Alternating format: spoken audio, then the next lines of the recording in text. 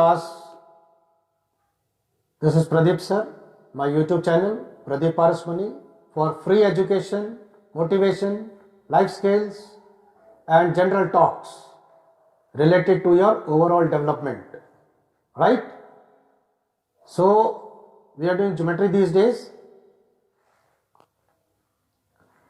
Today we will discuss a topic known as symmetry.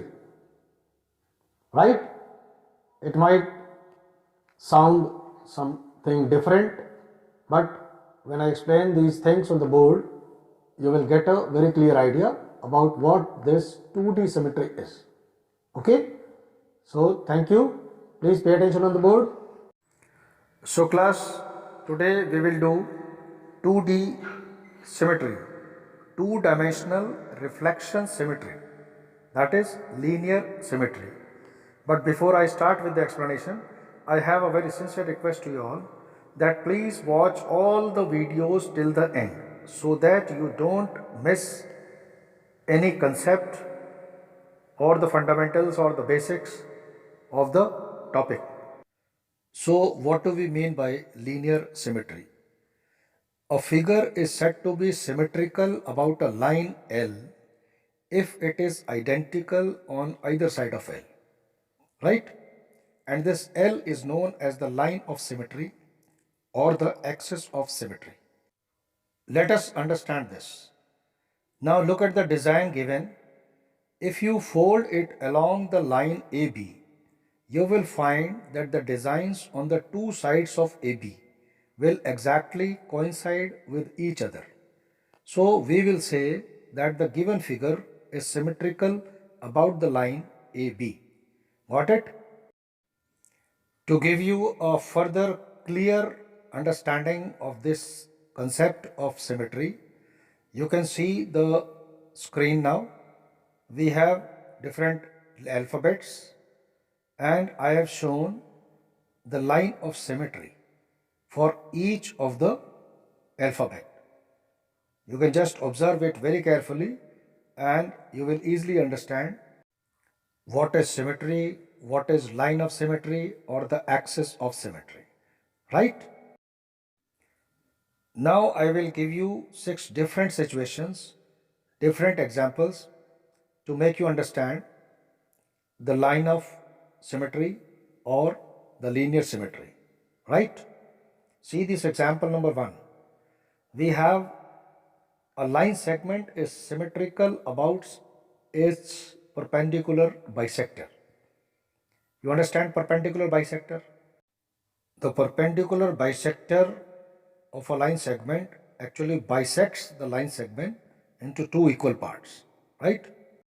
Here we have AB as a line and PQ as the perpendicular bisector, which is bisecting AB at O, such that AO is equal to OB. If you observe the figure, you will realize that the line segment AB is symmetrical about its perpendicular bisector POQ, right?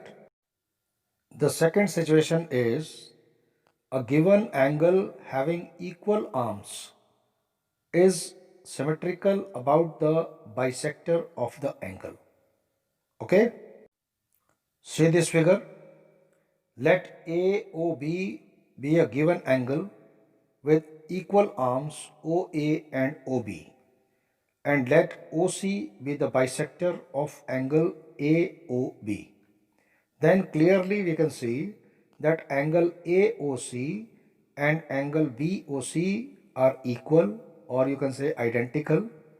That means angle AOB is symmetrical about the bisector OC. Now let us see a third situation. For this situation, we have a statement: an isosceles triangle is symmetrical about the bisector of the angle included between the equal sides. Now I hope you remember what is an isosceles triangle. An isosceles triangle is the one in which we have two sides equal, right? So in the given figure, let triangle ABC be an isosceles triangle in which AB is equal to AC, and let AD be the bisector of angle BAC. If triangle ABC be folded along AD, then triangle ADC will coincide exactly with triangle ADB. Therefore, we can say that triangle ADC is identical with triangle ADB. Hence, we will say that AD is the line of symmetry of triangle ABC. I hope it's clear, right? Now see the fourth situation. We have a situation and we say that a kite has one line of symmetry, namely the diagonal as shown with the dotted lines in the given figure, right? So what does it mean actually? You know what is a kite? A kite is a four-sided figure, a quadrilateral you can say, which has one pair of equal adjacent sides and one pair of unequal adjacent sides, right? So if you see in the given figure, we have ABCD is a kite in which AB is equal to AD and BC is equal to CD. If we fold this kite along the line AC, we will find that the two parts will coincide exactly with each other.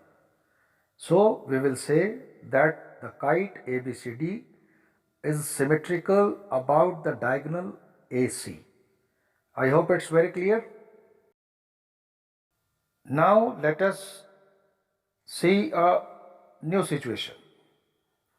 Here we have a semicircle ACB has one line of symmetry, namely the perpendicular bisector of the diameter AB.